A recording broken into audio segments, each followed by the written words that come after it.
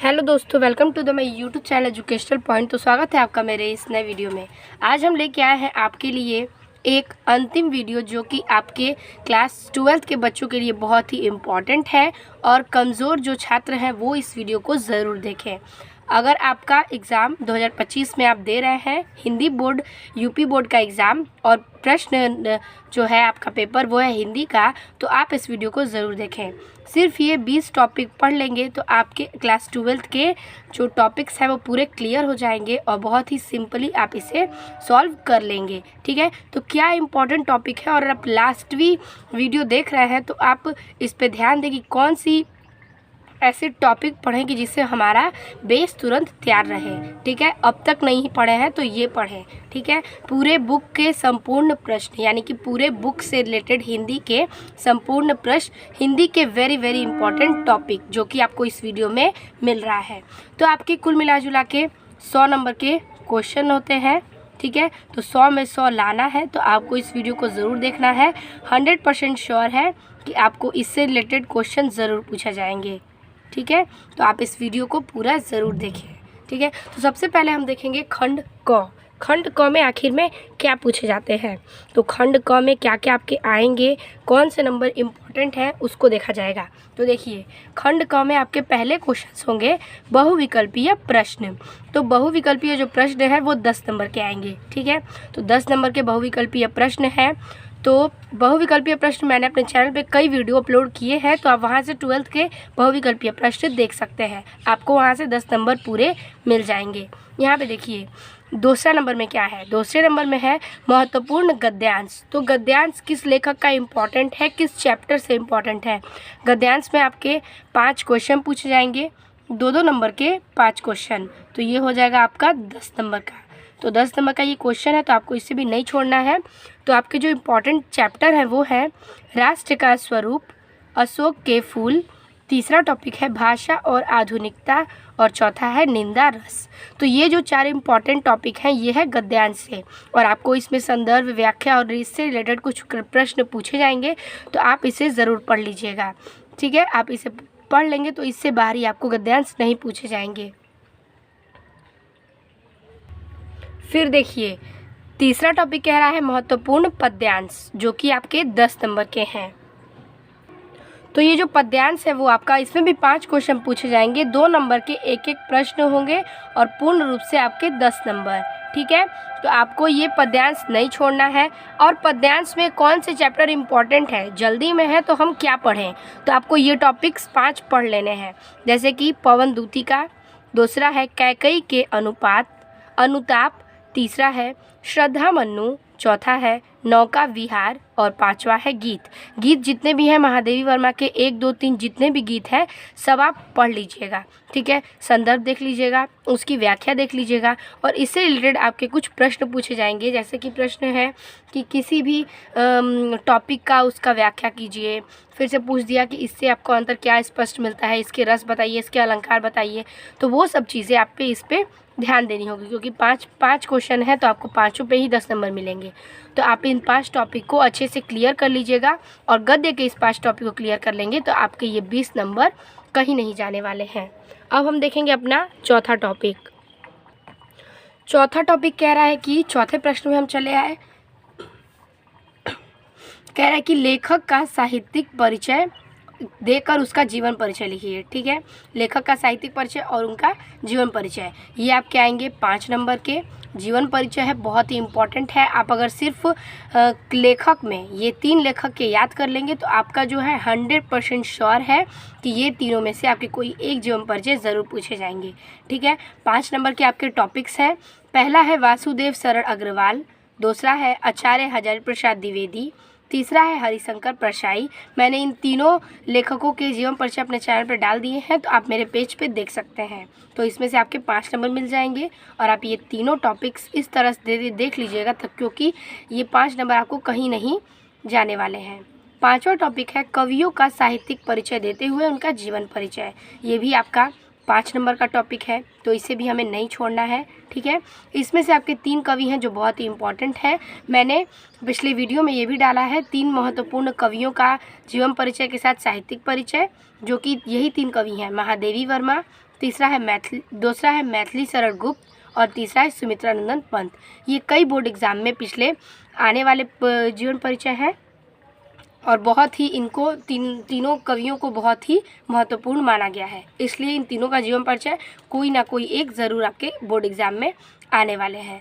तो आप इन 6 जीवन परिचय को ज़रूर पढ़ के जाइएगा। याद नहीं करिएगा तो पढ़ के ज़रूर जाइएगा, क्योंकि आपको ये दोनों मिलाकर 10 नंबर देने वाले हैं। अब हम आएंगे 6वें टॉपिक पे।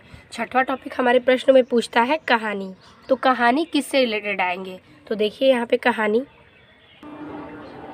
तो 6वें में जो कहानी है वो आपके 5 नंबर के पूछे जाएंगे।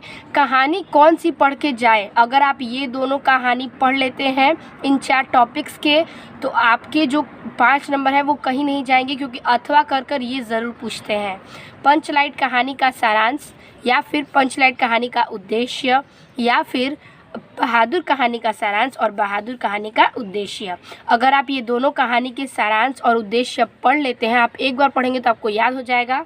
मेरे चैनल पे, मेरे पेज पे ये वीडियो अपलोड कर दिया है मैंने, तो आप उसमें जाके देख सकते हैं। बहुत ही इजी वर्ड्स में मैंने एक्सप्लेन करा है, आप उसे नोट करेंगे तुरंत आपको याद हो जाएगा।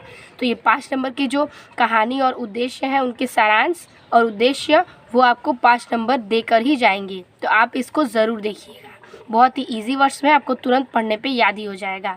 6वां प्रश्न यहाँ से 5 नंबर क्लियर होता है। 7वें प्रश्न में आते हैं, तो आता है खंड काव्य के आधार पर नायक का चरित्र चित्रण। देखिए, आपके ये इलाके के दौरान कई प्रश्न पूछे जाते हैं, ठीक है। तो उसमें जिस इलाके से आप हैं, जो आपके सिलेबस में है, ठीक है, जो भी आपके सिलेबस से रिलेटेड है, उसमें से आपको कोई भी खंड काव्य के आधार पर नायक का चरित्र चित्रण जरूर पूछता है, ठीक है, या फिर सर्ग पूछेगा, लेकिन नायक का चरित्र चित्रण अथवा में ज़रूर पूछता है। तो आप इन सारे में नायक का चरित्र चित्रण पढ़ लीजिएगा, तो इस टॉपिक में आपको 5 नंबर मिल जाएंगे। तो आप इसे ज़रूर देख लीजिएगा। मैंने अपने पेज पे इसको भी वीडियो अपलोड कर दिया है, कई नायक के चरित्र चित्रण का, ठीक है। अब हम चलेंगे, ये था आपका पूरा खंड क। अब हम आ गए हैं खंड ख में। खंड ख का 8वां प्रश्न है संस्कृत गद्यांश। संस्कृत गद्यांश आपके 5 नंबर के पूछे जाएंगे। 2 नंबर का आपका संदर्भ होगा और प्लस 5 नंबर का उसका हिंदी में अनुवाद। आपके कुल मिला जुला के 7 नंबर का ये गद्यांश आने वाले हैं। तो आपको कौन सा पार्ट पढ़ के जाना है, तो देखिए, पहला है आपका संस्कृत भाषायाः महत्वम, ठीक है। दूसरा है जातक कथा, तीसरा है महामना मालवीय, और चौथा है पंचशील सिद्धांता। तो ये चारों टॉपिक्स आप गद्यांश पढ़ लीजिएगा और इसके अनुवाद को भी आप देख लेंगे, तो आपके संदर्भ और अनुवाद में 7 नंबर मिल जाएंगे। तो ये चारों चैप्टर जो है वो आप इसे ज़रूर पढ़िएगा। फिर 9वें टॉपिक पे हम आते हैं। 9वां टॉपिक कह रहा है कि संस्कृत पद्यांश यानी कि श्लोक, जो कि आपके 7 नंबर के पूछे जाएंगे। इसमें भी 2 नंबर आपके संदर्भ में और प्लस 5 नंबर हिंदी के अनुवाद में। कुल मिला जुला के ये आपके 7 नंबर के पूछे जाते हैं। तो इसमें श्लोक कौन सा आपको पढ़ना है, तो 3 चैप्टर है, इसमें से आप श्लोक पढ़ सकते हैं। पहला है सुभाषित रत्नानी का, दूसरा है जातक कथा, तीसरा है महामना मालवीय। तो ये तीनों टॉपिक्स जो है वो आपको अच्छे से पढ़ लेना है। इसके श्लोक को आपको इसमें संदर्भ और हिंदी में अनुवाद दोनों ही पढ़ लेना है। तो आपके गद्यांश और पद्यांश दोनों से ही 7-7 नंबर यानी कि 14 नंबर फिक्स हो जाएंगे। अब हम आएंगे अपने 10वें प्रश्न पे। 10वां प्रश्न कह रहा है कि मुहावरे एवं लोकोक्तियाँ, ठीक है। तो मुहावरे और लोकोक्तियाँ आपके 2 नंबर के पूछे जाएंगे। मैंने वीडियो अपलोड भी करा है मुहावरा का, तो आप उसमें से उसको देख सकते हैं, ठीक है। 11वां प्रश्न कह रहा है कि अपठित गद्यांश। 11 आपका पूर्ण रूप से कह रहा है अपठित गद्यांश, यानी कि आपको बिना पाठ से रिलेटेड गद्यांश आने वाले हैं, जिसमें आपके 3 से 4 लमसम क्वेश्चन पूछे जाएंगे। वो आपके 10 नंबर के होते हैं, ठीक है। मैंने कई वीडियो अपलोड किया है जिसमें मैंने अपठित गद्यांश को सॉल्व भी करा है। आपके 10 नंबर के ये टॉपिक्स पूछे जाते हैं, ठीक है। तो इसमें से आपको उस पैराग्राफ को पढ़ते हुए उसमें व्याख्या नहीं मिलेंगे, सिर्फ आपको प्रश्नों के उत्तर देने हैं। तो आप उसमें से प्रश्नों के उत्तर पूर्ण रूप से निकाल कर हल कर सकते हैं। तो अपठित गद्यांश ज़्यादा हार्ड नहीं होता है, आपको उसमें पूरे 10 नंबर मिल जाएंगे। आप बाकायदे उस चैप्टर को, टॉपिक को पढ़िएगा, उसके बाद उसके आंसर दीजिएगा, आपको उसमें नंबर मिल जाएंगे। 12 क्वेश्चन कह रहा है शब्द युग्म। शब्द युग्म यानी कि शब्दों का जोड़ा, ठीक है, कौन से शब्दों का जोड़ा किस प्रकार से मिलता है। मैंने इसका बहुविकल्पीय प्रश्न अपने पेज पे वीडियो अपलोड करा है, 20 बहुविकल्पीय प्रश्न, जो कि बहुत ही इंपॉर्टेंट है। आप उसे देख लेंगे तो आपको उसमें से जो कि इसमें का भी आपको 2 नंबर मिल जाएगा। फिर आते हैं अनेकार्थी शब्द, 13 टॉपिक। अनेकार्थी शब्द यानी कि एक शब्द के अनेक अर्थ, ठीक है, तो वो भी मैंने अपने वीडियो पेज पे अपलोड करा है, जो कि बहुत ही इम्पोर्टेंट्स है, वो उसको भी आप देख सकते हैं। 14 नंबर कह रहा है अनेक शब्दों के लिए एक शब्द, ठीक है, अनेक शब्दों के लिए यानी कि व्याकरण के जितने भी टॉपिक्स हैं वो मेरे पेज पे आपको मिल जाएंगे, ठीक है। गद्यांश पद्यांश आप क्वेश्चन बैंक से भी देख सकते हैं, बाकी सारे जो भी टॉपिक्स हैं वो मेरे ही पेज पे मिल जाएंगे आपको। अनेक शब्दों के लिए एक शब्द भी मैंने देखा हुआ है, बहुविकल्पीय प्रश्न भी है उसमें के जो आपको इसमें पूछे जाएंगे, तो ये भी आपका 1 नंबर का कंप्लीट होता है। इस प्रकार से आपके 14 प्रश्न हुए। 15वां प्रश्न कह रहा है कि